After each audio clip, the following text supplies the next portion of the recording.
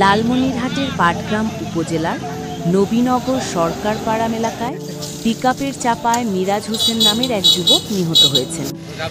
এতে রনিক ইসলাম নামের অপর এক যুবক গুরুতর আহত হয়েছেন। তাদের দুজনের বাড়ি পাটগ্রামের মির্জার কোট এলাকায়। শুক্রবার দুপুরে এ দুর্ঘটনা ঘটে। পুলিশ জানায়, হাতীবান্ধা উপজেলার বরখাতা বড় মসজিদে জুম্মার নামাজ পড়ার উদ্দেশ্যে দুপুরের দিকে দুটি মোটরসাইকেলে 4 বন্ধু বাড়ি থেকে বের হয়। একটি মোটরসাইকেলে ছিলেন মিরাজুর রনি।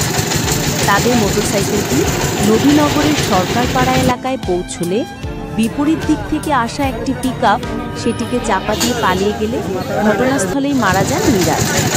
আর গুরুতর আহত অবস্থায় রনিককে পাঠানো হয় রংপুর মেডিকেল কলেজ হাসপাতালে।